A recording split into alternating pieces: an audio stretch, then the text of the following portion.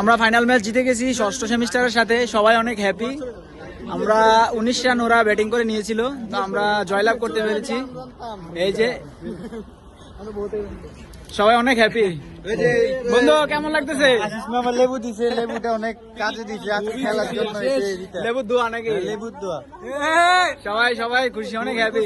ট্রফিটা আমরা নিয়ে নিলাম, এখনো যদিও ট্রফি পাই নাই, ট্রফি দিবে আমাদেরকে অনুষ্ঠানে। ট্রফির মধ্যে খুশি, ট্রফি পাওয়ার মধ্যে আমরা সকলে খুশি। আমরা চ্যাম্পিয়ন, আমরাই সবসময় চ্যাম্পিয়ন থাকবো।